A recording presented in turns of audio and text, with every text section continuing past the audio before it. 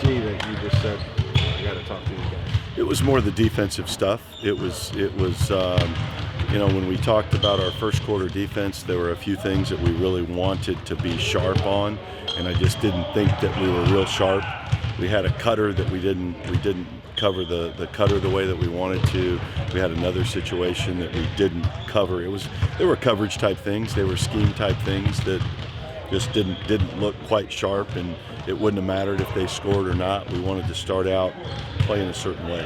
So when you bring them over, do you just remind them of those things that you talked about? Is that kind of the message? Pretty much. We go back over what had happened, what we have to do, and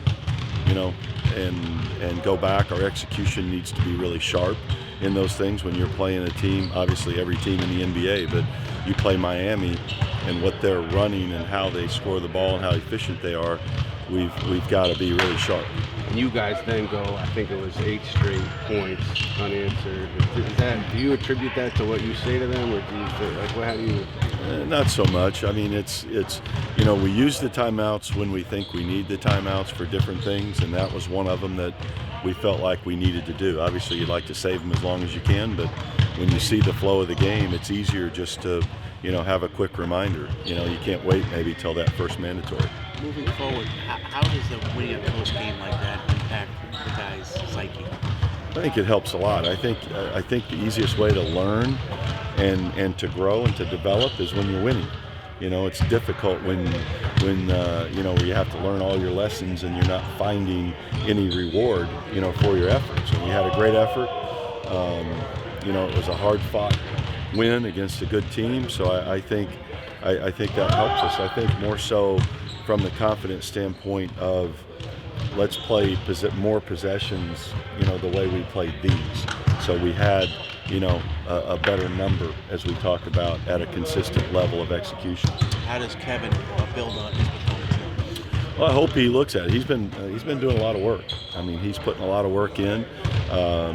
Every experience he has helps him grow and develop, and hopefully, this leads him to continue on. But he has been really, maybe without the numbers to show it, has been more aggressive, has been more assertive, has been more versatile with his offense. So yesterday it was nice to see him get some of the rewards and the numbers to go with it. Mike, what's your strategy been on when to call timeouts?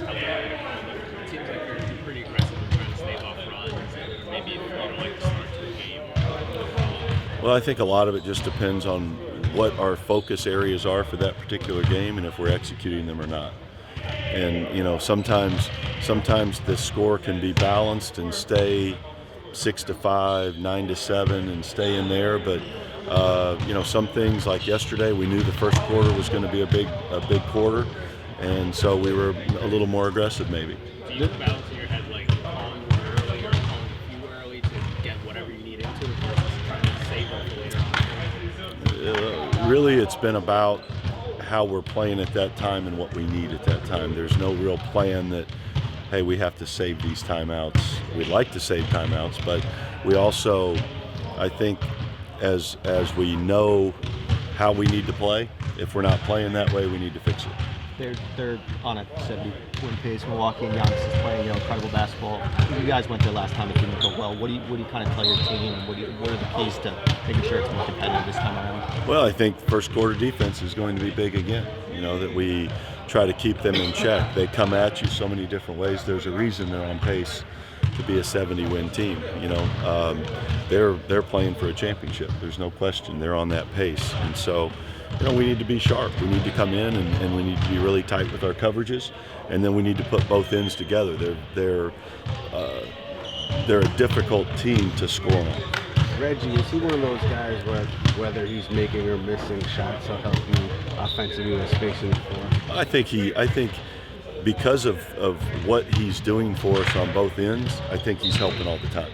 So the spacing obviously helps, but he's versatile. He does different things offensively too. I mean, he drives it, he can kick it, he sees things, he uses screens well, he stretches the defense. Obviously, I'm not sure what his stats were the first half, but I think he made all of his threes in the second half.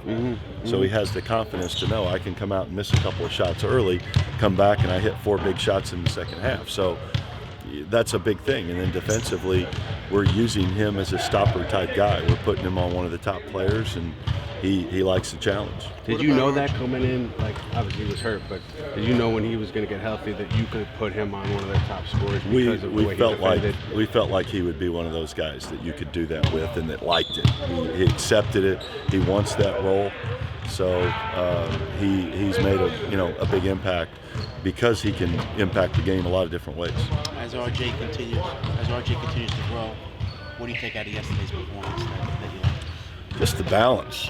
He was so balanced, and he scored the ball in different ways. Just his command, his confidence level, just everything. He made the right plays consistently. They tried to trap him. He kept finding the open guy that led to the next pass. He was patient enough to know, I beat the trap here, let him make the next pass. So he made some really good basketball plays. Coach, The defense, are there shots that you want where you're trying to get other teams to take and shots that you're okay with having?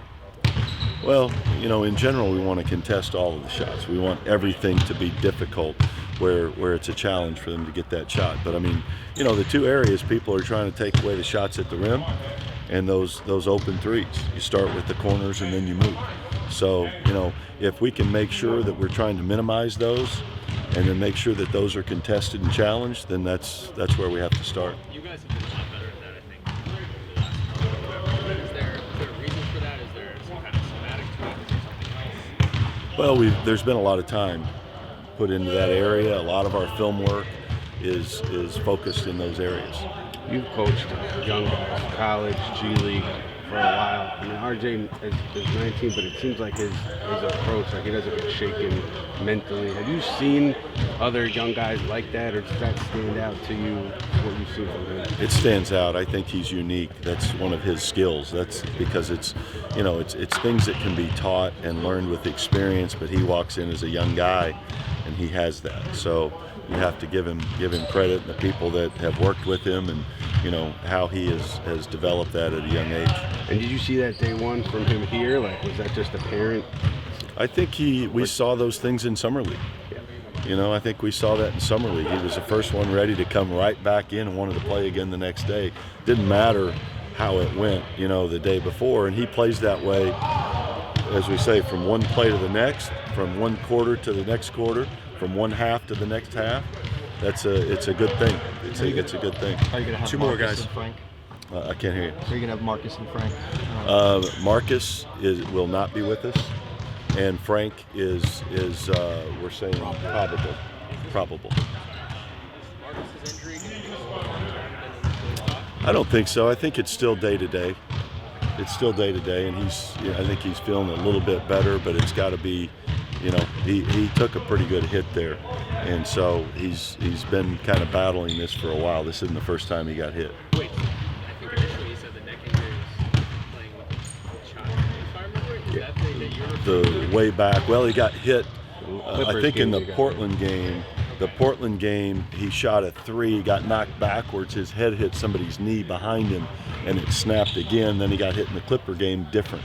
His arms were extended, and he took some contact there. So it's just been aggravated, irritated. I just want to confirm whether it's Yeah. Well, he's gotten hit in games a number of times.